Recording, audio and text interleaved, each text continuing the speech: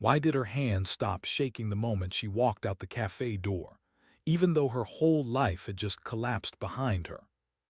Grace Donnelly didn't slam the door. She didn't cry. She didn't even look back. The bell chimed once above her head, the same gentle sound it had made every morning for 6 years, and then it was gone. Sunlight hit her face like a judgment she hadn't prepared for. Fired. Not for stealing. Not for negligence. But for refusing to tell a veteran to leave because his service dog lay quietly at his feet. Her heart should have been racing. Instead, there was a strange stillness inside her, the kind she remembered from years ago, waiting for news that would change everything. She stood in the alley beside the cafe, apron folded in her hands like a flag lowered with care, and felt something old rise up in her chest. Not anger, not fear. Resolve. Grace had learned long ago that some moments were missions, quiet ones, the kind no one applauded, the kind that cost you something.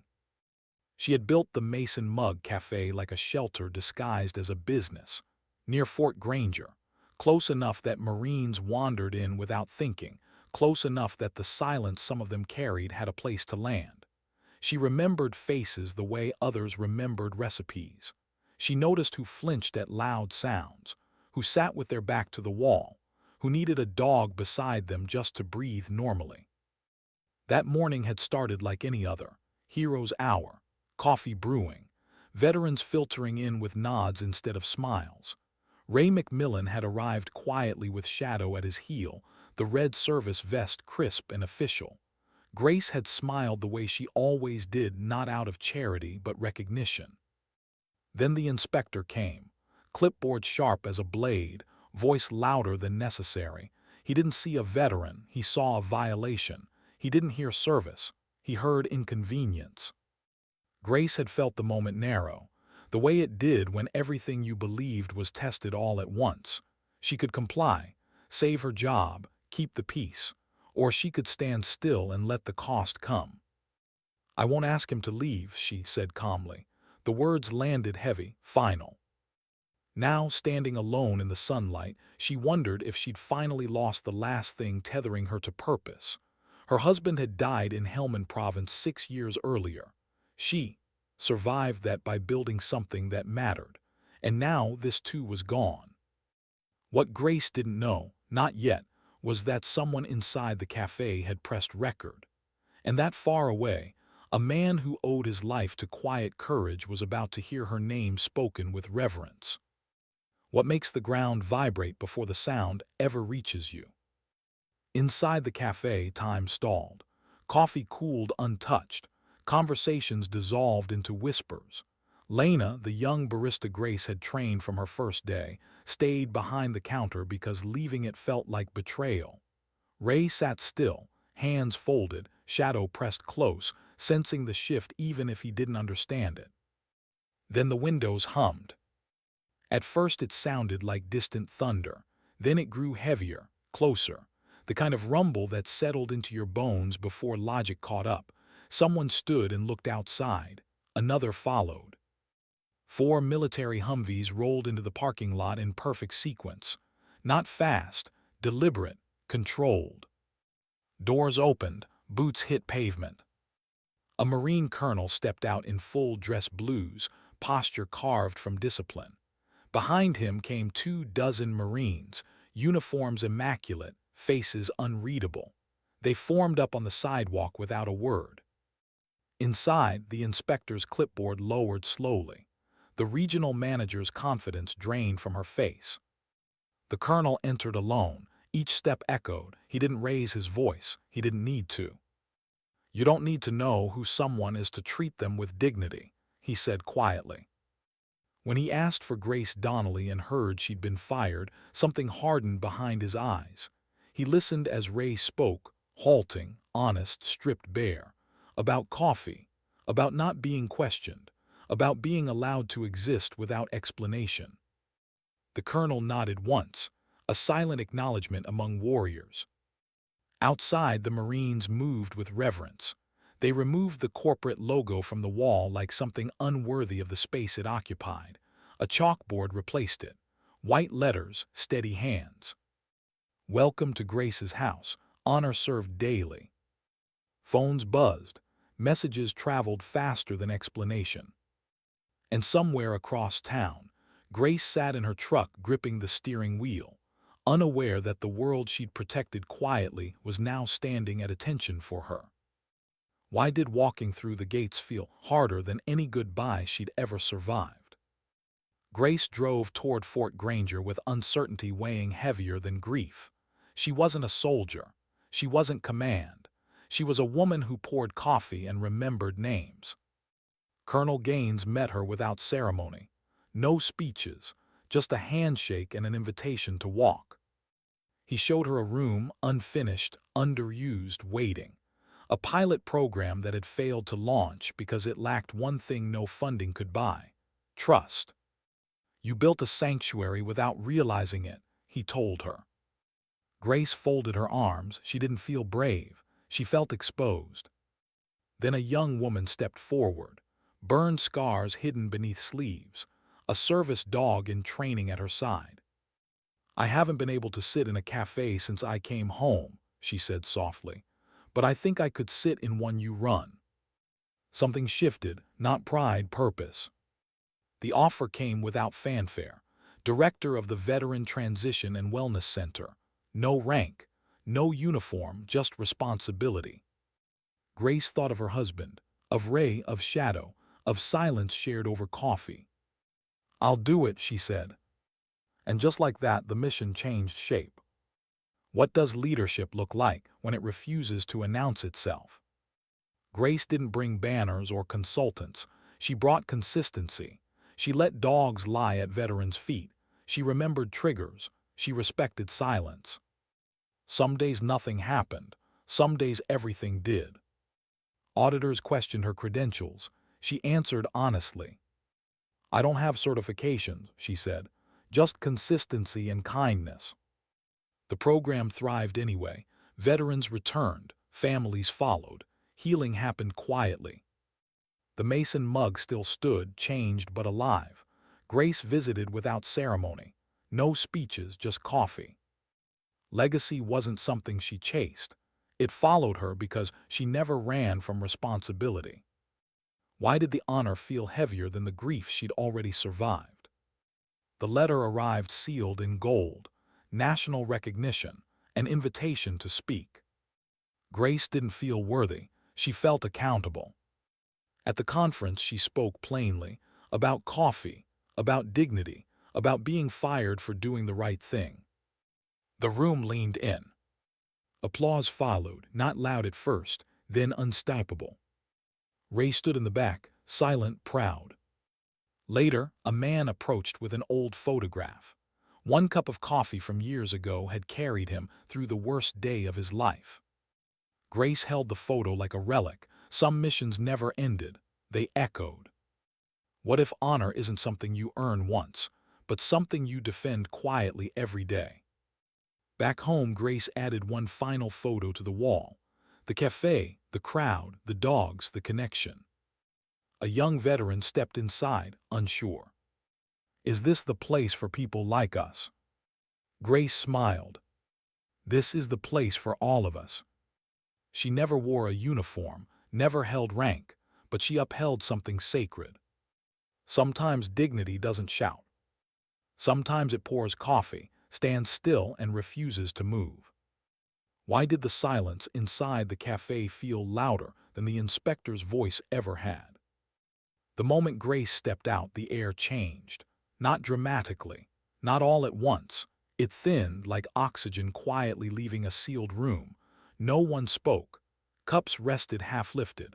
Conversations that had once flowed gently now stalled mid-breath. It wasn't just that Grace was gone, it was that something essential had been removed with her. Lena stood frozen behind the counter, fingers still curled around the handle of the coffee pot. She had watched Grace untie her apron with hands that shook just enough to be human, just enough to prove this wasn't theater. This was loss. Lena wanted to say something, anything, but words felt wrong in a room that had just witnessed a line being crossed. Ray McMillan hadn't moved. His shoulders were squared the way they had been drilled into him decades earlier, posture automatic, defensive. Shadow lay pressed against his boot, head down, ears alert. The dog sensed what Ray did, not danger but fracture, the kind you couldn't patch with apologies. Logan Prescott, the inspector, cleared his throat as if sound alone could restore order. He made a note on his clipboard. The scratch of pen against paper landed like an insult. Deborah Lyall stood rigid near the counter, chin lifted, arms folded, her authority intact on the surface, brittle underneath. She had enforced policy. She had won. Yet something in her eyes flickered, uncertainty, maybe even fear, though she'd never admit it. For 35 minutes, the Mason mug existed in suspension. Customers drifted out slowly, not angrily, not loudly. One by one. Some left cash on the counter they didn't owe. Some squeezed Lena's shoulder in passing. A Vietnam vet paused near the door, turned back once as if expecting Grace to appear, then nodded to no one and stepped into the street. Ray stayed. Lena poured his refill like Grace had asked. Her hand trembled, coffee sloshing dangerously close to the rim. "I'm sorry," she whispered, unsure who she was apologizing to. Ray shook his head once. "She did right," he said quietly. "It wasn't a defense. It was a fact." Outside, the morning had brightened, traffic moved, life continued, but the cafe felt like a held breath. Then came the sound.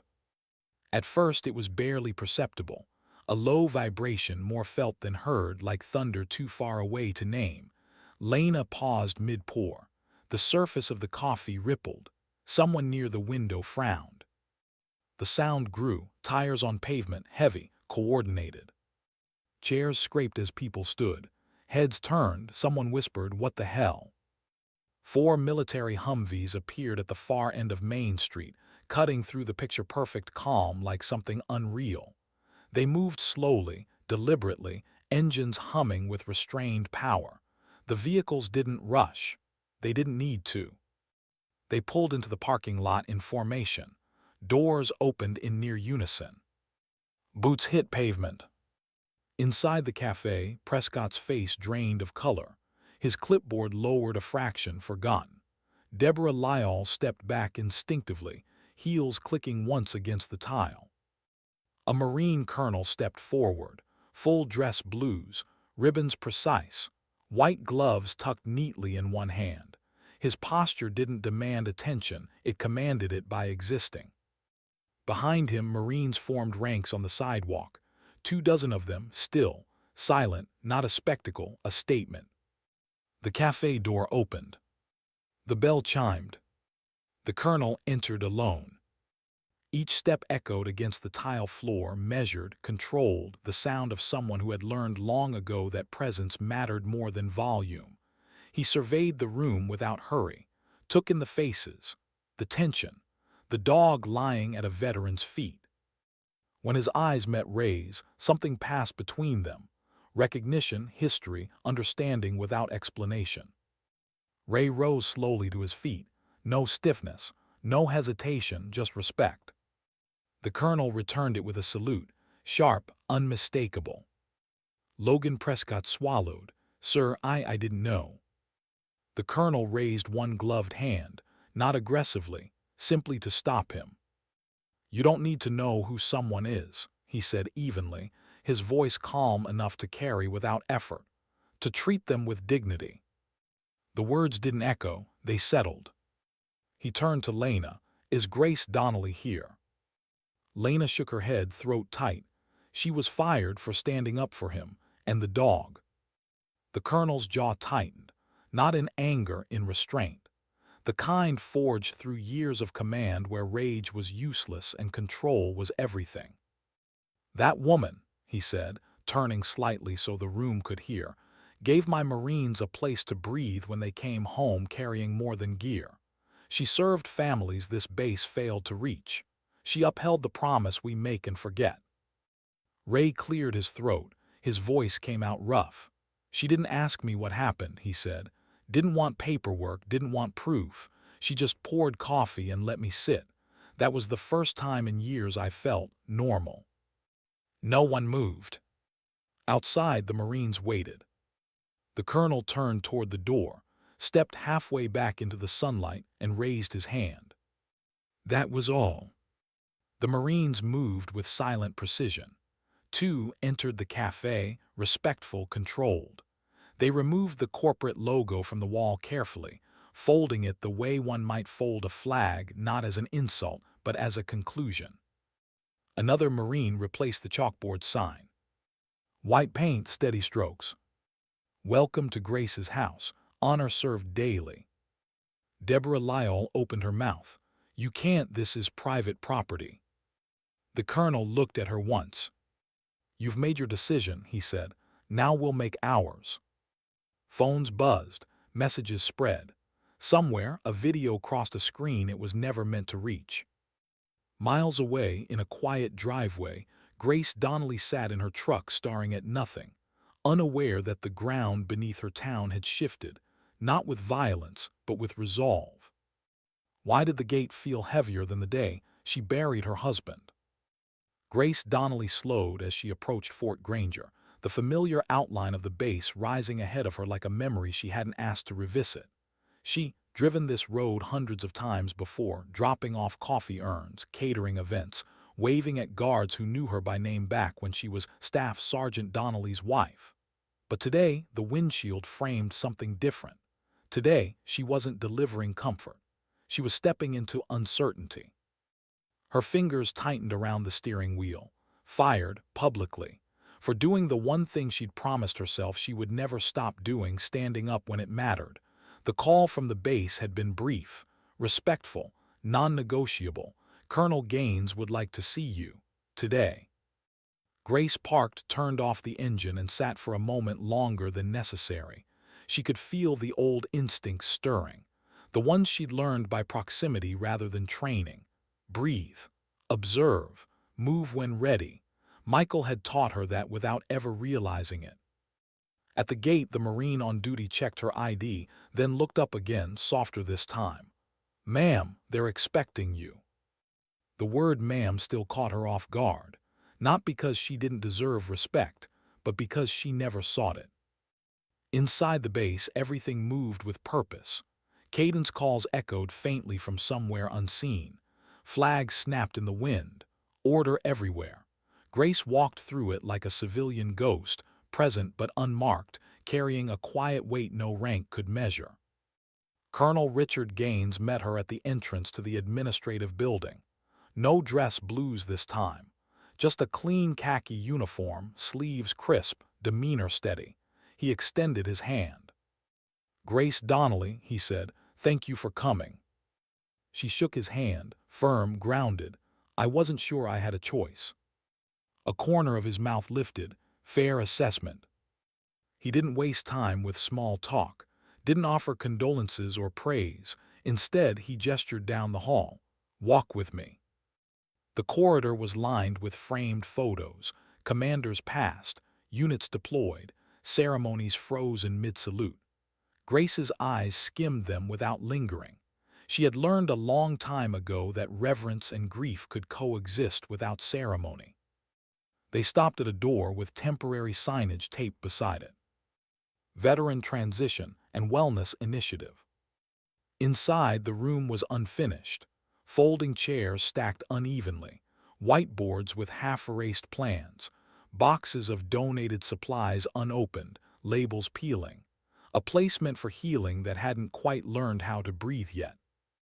This, Colonel Gaines said, is where good intentions come to stall. Grace crossed her arms, scanning the space.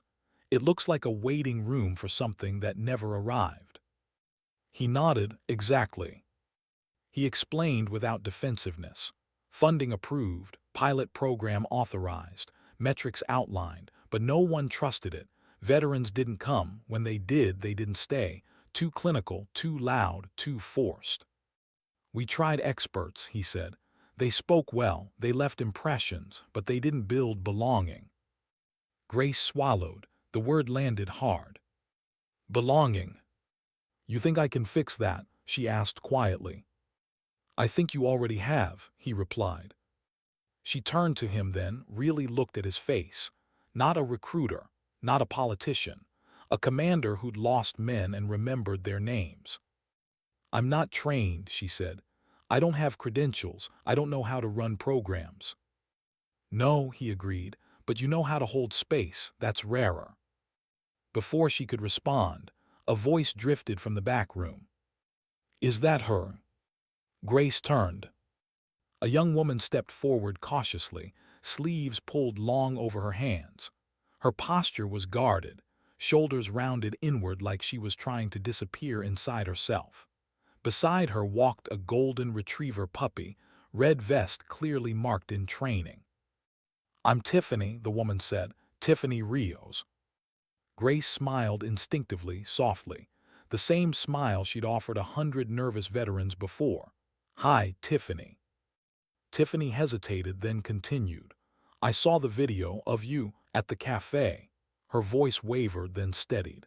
"I haven't been inside a coffee shop since I got back. Too many people, too many sounds, but I think I could sit in one you ran." Grace felt her throat tighten, not sadness, responsibility. Colonel Gaines watched the exchange silently. Then he spoke. "We'd like you to lead this center," he said, "not as a symbol, as its backbone." Grace exhaled slowly. The room felt suddenly smaller, heavier. "You're asking me to build something I don't know how to walk away from," she said. "That's why we're asking you," he replied. She thought of the Mason mug, of the way silence had curled around mugs like steam, of Shadow's steady presence, of Michael's photo still hanging behind a counter she no longer owned.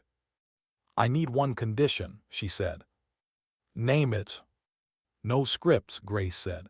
"No forced sharing, no treating pain like a checklist." Colonel Gaines nodded without hesitation. Agreed. She looked at Tiffany again, at the dog leaning gently against her leg, grounding her without demand. "I'll try," Grace said, not bravely, honestly. That afternoon, Grace walked through the center alone. She moved chairs, opened boxes, pinned a single photograph to the wall behind what would become a coffee station, Michael in flannel, smiling like he knew something she didn't yet. She didn't cry. That came later, alone, in the quiet of her truck. But beneath it all, something else had taken root. Purpose doesn't announce itself. Sometimes it just waits for you to stop running from it. What does it mean to lead when no one salutes you, and no one tells you where to stand? Grace arrived before sunrise on her third day at the center. The building was still dark, the flag outside barely stirring in the early wind. She unlocked the door with a borrowed key that felt heavier than it should have, stepped inside and let the silence greet her. Not the empty kind, the waiting kind, the kind that asked what you were going to do with it.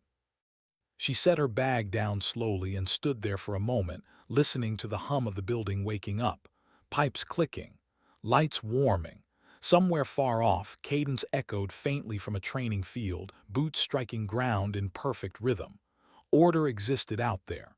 In here, there was none yet. Grace liked that. She didn't start with a speech or a plan. She started with coffee. Not the industrial-grade machine procurement had approved. Her own. The old stainless steel brewer she'd carried out of her garage that morning, dented on one side, reliable as muscle memory. She plugged it in, measured grounds by feel, and waited for the familiar scent to bloom. It filled the room gently, unannounced. A signal without words. By 9 o'clock, a handful of people had wandered in. No fanfare, no sign-in sheets, just cautious steps and eyes that scanned for exits before chairs. Grace noticed everything and commented on nothing. A man in his 40s hovered near the door, hands shoved deep into his pockets. Army patch on his jacket, recently out. He didn't sit, just stood like he was waiting to be told what to do. Grace didn't tell him anything. She poured a mug and set it on the nearest table, walked away. 10 minutes later, he sat. That was how it began. The center didn't fill quickly, it deepened. One veteran became three, three became eight, some came every day, some came once and disappeared. Grace never chased them. She understood missions ended differently for everyone. She learned the rhythms fast, who needed the lights dimmed, who needed the windows open, who flinched at laughter, who needed a dog nearby just to stay in the room. She didn't document these things. She remembered them. Tiffany came on Tuesdays, always with the dog. She rarely spoke, but she stayed longer each time. Sometimes she drew. Sometimes she just watched the steam rise from her mug like it was teaching her how to breathe again. Ray started showing up too. Shadow claimed a corner near the coffee station like he'd been assigned there. Ray didn't sit at first. He paced, counted steps. Eventually, he leaned against the wall. Eventually, he sat. Grace never asked what happened. She didn't need to. Not everyone was comfortable with the way the center ran. Emails started arriving, polite, curious, then sharper. Why no formal therapy sessions? Why no structured curriculum? Why dogs? Why coffee? Grace answered each one the same way, calmly, honestly. "We're not treating symptoms," she wrote once. "We're restoring trust." That didn't satisfy everyone. 2 weeks in, the auditors arrived. They didn't announce themselves loudly. They never did. Suits pressed too neatly, shoes that had never touched gravel, clipboards again. Grace felt a flicker of something familiar in her chest when she saw them step through the door. Not fear, recognition. She greeted them with a nod and offered coffee. They declined. They observed, took notes, counted chairs, asked questions that sounded neutral but weren't. "What certifications qualify you to oversee this initiative?" Grace met the man's eyes, held them. "None." He blinked, made a note. "And what therapeutic model are you operating under?" "Consistency," she said. Another pause, another note. They walked through the center while veterans pretended not to notice them. But they did. Of course they did. Old instincts never really left. At one point, an auditor gestured toward Shadow. "Is that animal authorized to be here?" Grace didn't hesitate. "Yes." "Under what provision?" "Under necessity." The man frowned. "That's not a category." Grace smiled faintly. "It should be." The auditors left without conclusions, just quiet tension trailing behind them like exhaust. That night Grace stayed late. The building felt different after scrutiny, smaller, more fragile. She sat alone by the wall where photos were beginning to accumulate, faces, moments, not achievements, connections. She took Michael's old watch out of her bag and held it in her palm. The glass was scratched, the band worn soft. Time kept moving whether you were ready or not. "I'm trying," she whispered to the empty room, not to him, to herself. The next morning, a letter arrived. Not a warning, a notice. The center had been selected for extended review, potential expansion, national interest. Colonel Gaines called it a victory when he told her, clapped her shoulder with quiet pride. Grace didn't celebrate. She felt the weight shift again, bigger now, broader. More eyes meant less room for mistakes, less forgiveness for intuition. That afternoon, she drove back to Mason without telling anyone. The cafe looked different from the outside. New paint, new sign, same windows. She stood across the street for a long moment, heart tight, unsure why she'd come. Inside, Lena was behind the counter, older somehow, stronger. "Well, look who decided to walk back into her past," Lena said, sliding a mug across without asking. Grace smiled, sat, let the noise wash over her. "They changed it," Grace said quietly. Lena shrugged. "They tried not to, but places remember who built them." Grace noticed the new sign near the register. "Grace's Corner, where no one sits alone." Her throat tightened. Back at the center that evening, a young veteran hovered near the door, barely 20, eyes restless. "I don't know if I belong here," he said. Grace gestured to the coffee. "Neither did I at first." He stepped in. Leadership, Grace realized, wasn't about being right.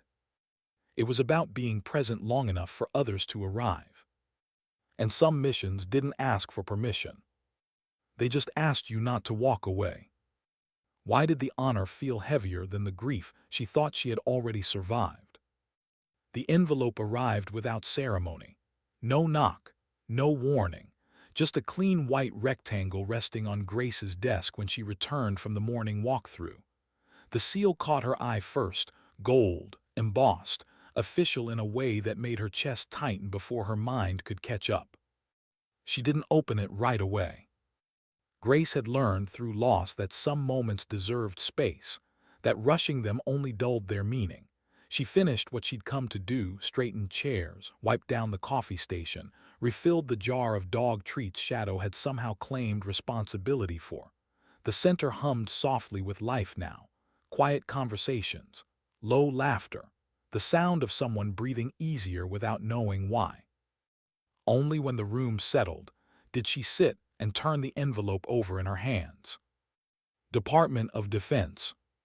Her pulse ticked once, sharp and unexpected. Recognition had never been part of the mission. If anything, she'd learned to distrust it. Praise came easy. Responsibility stayed. She broke the seal. The words blurred on the first pass, then sharpened.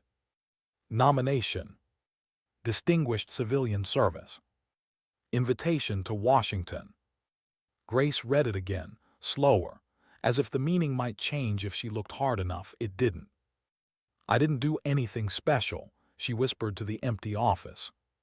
Colonel Gaines stood in the doorway, having learned her rhythms well enough not to interrupt. "That's usually how it works," he said gently. She looked up at him. "They're asking me to speak." He nodded. "You should." Grace shook her head almost immediately. "I'm not a speaker. I don't belong on stages." "You belong wherever truth is needed," he replied. "Not dramatic, just certain." That night Grace drove home with the letter resting on the passenger seat like a fragile thing. She passed familiar streets, familiar lights, familiar silence. When she pulled into her driveway, she sat longer than usual, engine ticking as it cooled. Michael's watch lay in the cup holder. She turned it over absently, thumb brushing the worn edge. He'd hated attention, hated ceremony, but he'd understood duty when it showed up uninvited. "I wish you were here," she said quietly. "Not for advice, just presence." The days before the trip passed faster than she expected. Veterans asked where she was going. She downplayed it. Just a meeting. Tiffany hugged her before she left, awkward and fierce, like someone still learning how to trust touch. Ray offered to drive her to the airport. "The base assigned me," he said with a grin that didn't quite hide the pride. Ray showed up in dress blues the morning of the flight. Shadow at his side, tail steady, alert but calm. Grace laughed when she saw him. "You didn't have to do all this." Ray shrugged. "Some things you show up for properly." At the airport, people stared. Not rudely, curiously. A Marine escorting a civilian woman carrying a worn notebook instead of a briefcase. Grace clutched that notebook tighter than the ticket in her hand. It held names, birthdays, triggers, quiet reminders like "don't ask about May 15th and prefers tea when anxious." It was heavier than any resume. Washington greeted her with noise, motion, scale, buildings that reached upward as if competing for importance. The conference venue was worse. Bright lights, echoing halls, polished floors reflecting everything back at you whether you wanted to see it or not. Grace felt small. She stood backstage, listening to applause thunder for the speaker before her. Experts, decorated professionals, people who spoke in metrics and outcomes. She wondered again why she was there. Ray stood off to the side, arms folded, posture easy but watchful. When he caught her eye, he nodded once. A grounding signal, "You're not alone." Her name was announced. The applause that followed startled her. It wasn't polite. It was real. She stepped into it feeling like she was walking into weather. The podium felt too tall, the microphone too sensitive. She adjusted it anyway, took a breath. "I'm not a general," she began, voice steady but quiet. "I'm not a doctor. I didn't write policy." The room leaned in. She could feel it. Silence isn't empty when people are listening. I ran a cafe near a military base, she continued. I served coffee. I remembered names. I made space. A pause. In that space, I watched something sacred happen. Veterans didn't come to be fixed. They came to be seen. She didn't rush. She let the words settle. One day, I was fired for refusing to ask a veteran and his service dog to leave. That was the moment everything changed. A murmur moved through the crowd. But the truth is, Grace said, fingers resting lightly on the podium, it was never about coffee. It was about dignity. Applause erupted, not immediately, then all at once. It filled the room like a wave she hadn't prepared for. Grace stepped back, stunned, heart pounding not with pride, but with the realization that something she'd protected quietly had reached farther than she ever imagined. Ray stood in the back. He didn't clap, didn't need to. He nodded once, slow and deliberate, like a mission acknowledged. Later that evening, Grace slipped outside for air. The city hummed differently at night, softer, less demanding. She stood near the edge of the plaza, arms folded against the cool. "You probably don't remember me," a voice said gently. She turned to see an older man in a gray suit, white beard, kind eyes behind thin glasses. He held something carefully in both hands. He showed her the photograph. It was old, faded. Michael stood in it, younger, smiling, coffee in hand. Grace stood just off frame, laughing, and beside them a Marine she didn't recognize. "You poured me a cup of coffee the day I was medically discharged," the man said. "You didn't ask questions. You didn't say sorry. You just smiled. That was the first time I felt like myself again." Grace took the photo with trembling fingers. Her throat closed. Some moments didn't need words. Back in Mason days later, the town planned a welcome. Banners, applause, gratitude. Grace attended briefly, hugged people, thanked them, then slipped away. She returned to the center that night instead. The building was quiet, safe, familiar. A few veterans lingered near the fire pit outside, voices low, comfortable. Grace went to the wall of photos and added two more. One from the conference, one from the cafe years ago. Below them, she wrote a single line. "Honor grows where kindness is consistent." As she turned to leave, a young veteran hovered near the door, uncertainty written into every line of his posture. "Is this the place for people like us?" he asked. Grace smiled, the same smile she'd always offered. "No," she said softly, "it's the place for all of us."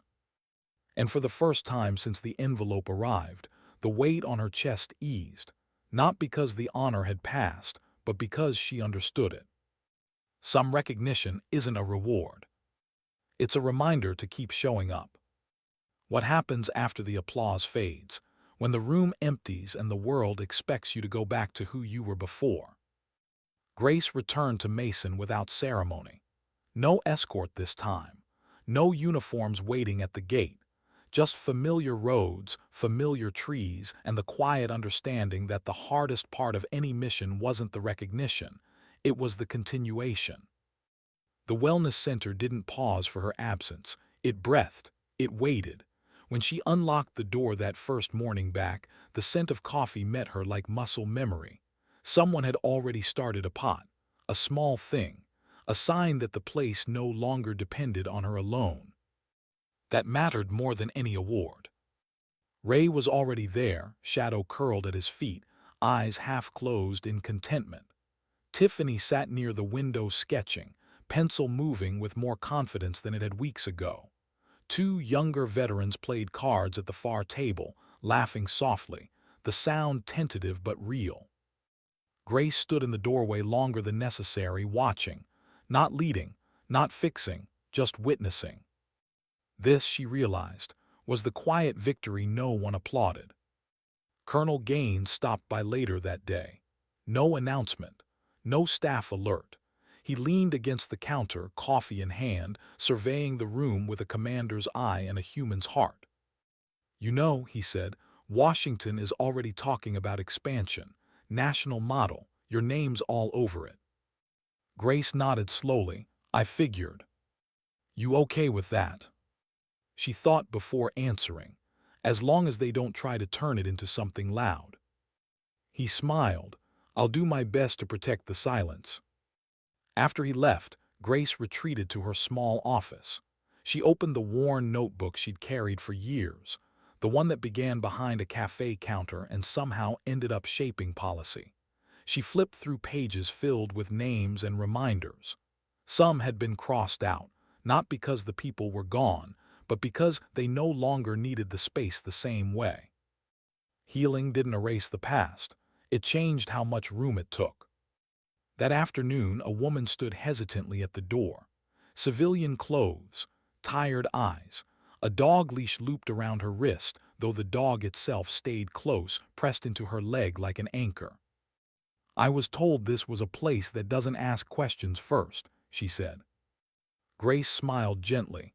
That depends. Do you want coffee? The woman laughed once, surprised, relieved, and stepped inside. Days turned into weeks. The center grew not in size but in gravity. People were drawn to it quietly like something essential. Veterans brought spouses. Spouses brought children. Children brought noise, hesitant at first, then free. Dogs learned which corners were safest. Laughter found places it hadn't lived in years. And still, Grace kept returning to the cafe. Not to reclaim it, to honor it. One evening, after closing, Lena handed her a mug without asking. They sat at the same small table near the window where Hero's Hour had begun years earlier. You know, Lena said, stirring sugar she didn't need, people still talk about that day. Grace nodded. I know. They say that's when the town changed. Grace looked around, at the photos on the walls, at the sign that read Grace's Corner where no one sits alone. The town was already changing, she said softly. It just needed permission. On the anniversary of Michael's death, Grace didn't retreat like she used to. She didn't hide in work or silence. She went to the center early and pinned a new photograph to the wall, Michael laughing, coffee in hand, the man who'd never see what his absence had built. Below it she wrote nothing. Some things didn't need explanation. That evening Ray stood beside her quietly. No words, just presence. Shadow pressed closer than usual, sensing the weight in the room. He'd be proud, Ray said finally. Grace nodded, eyes fixed on the photo. He taught me what service really was, she replied. I just didn't realize it until later. The letter from Washington came again a month later. Formal approval, funding, expansion plans. Grace read it once, folded it carefully, and placed it in a drawer. Then she wrote her own letter.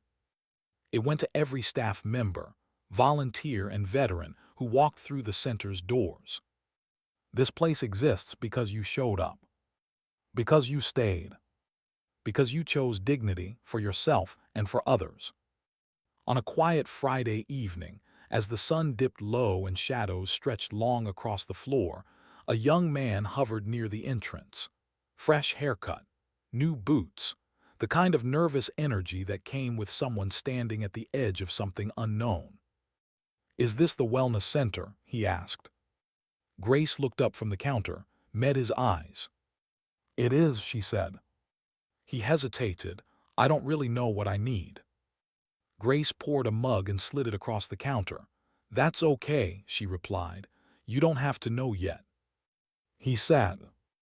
Outside, the flag lowered with steady precision. Inside, conversation flowed softly. Dogs slept. Coffee cooled and was reheated. Life, imperfect and honest, continued. Grace stood for a moment, watching it all. She didn't feel like a hero. She didn't feel like a symbol. She felt like someone who had chosen, again and again, not to look away. And maybe that was the quiet truth beneath everything. That sometimes the strongest stand doesn't come with a salute. Sometimes it comes with a refusal. A folded apron. A poured cup. A place where no one is asked to leave, who still needs somewhere to stay. Sometimes dignity doesn't speak. It simply acts.